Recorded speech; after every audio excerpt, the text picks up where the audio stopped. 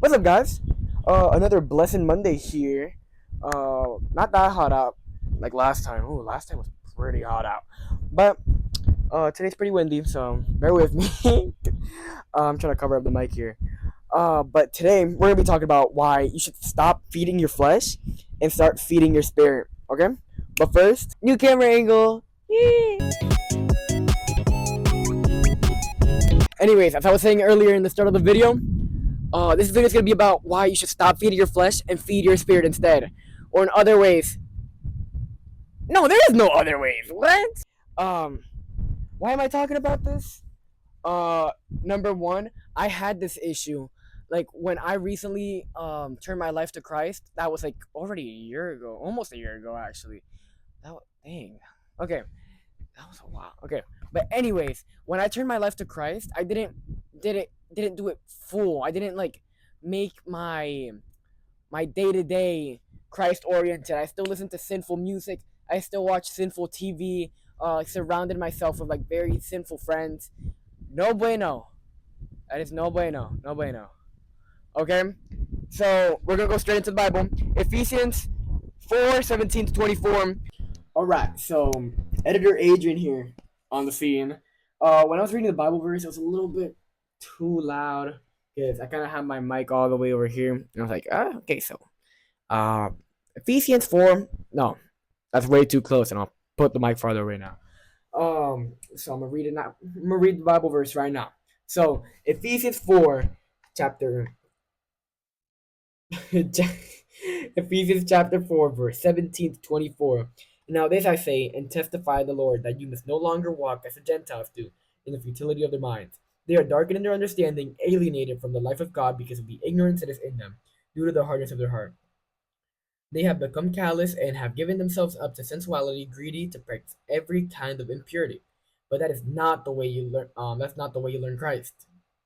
Assuming that you have heard about him and were taught in him, as the truth is in Jesus, to put it off your old self, which belongs to your former manner of life and is corrupt through deceitful desires, and to be renewed in the spirit of your mind, and to be put on new self, created after the likeness of God in true righteousness and holiness. So what he's talking about in these 5 verses, that when you put your life to Christ, you have to put aside your old self, the old stuff you used to do, the old sinful face you used to do, because that's what the Gentiles do. As he says, they are, they have given themselves up to sensuality, greedy to practice every kind of impurity.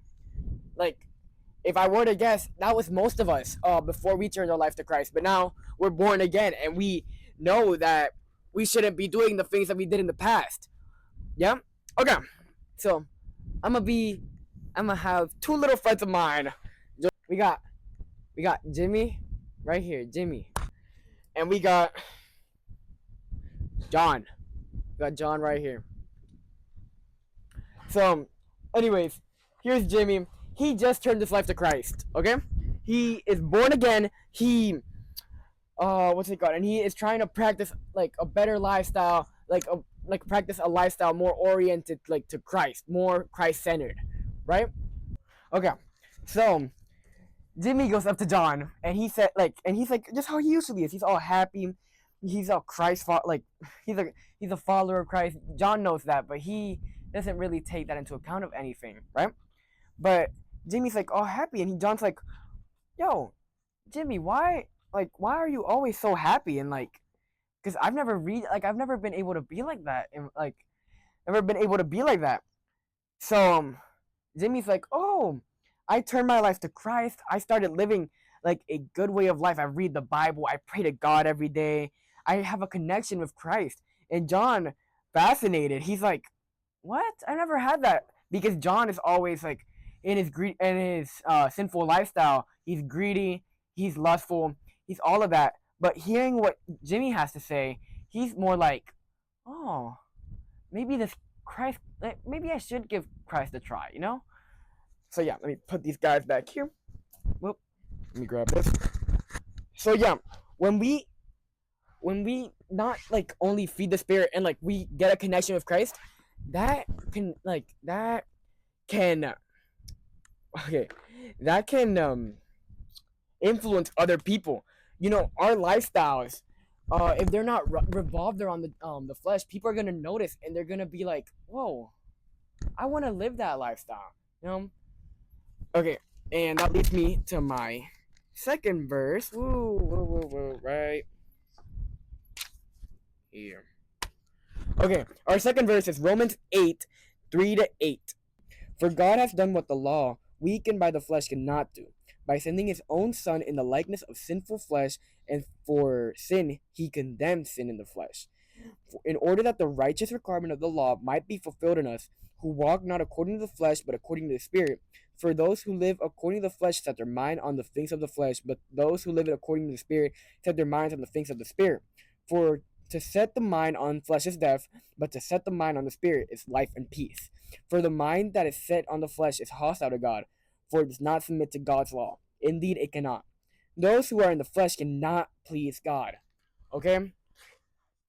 In the end, it says, those who are in the flesh cannot please God. If we're still living like our sinful ways, or us feeding our flesh daily, instead of actually like being focused on our spirituality, feeding our spirit, we can't really like worship God like we can't please God like that, because number one, God doesn't like flesh. Why would he why should we not should we? But like if we're living a life in the flesh, how could we please God? How could we? If God doesn't even want us to be in the flesh. God wants us to be in spirit. He wants us to be connected with him. Okay? But yeah.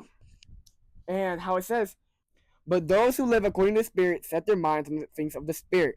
If we live on the Spirit, we're gonna end up setting our minds on the things of the Spirit, like not on our flesh. The more we connect with God, the more we're the not the more, yeah, the more we connect with God, the more we're gonna want to connect with God, and the less we will wanna feed our flesh. Okay, and so anyways, that's the end of the video, guys. I hope you guys have a blessed day. May God bless you guys, and have a good day.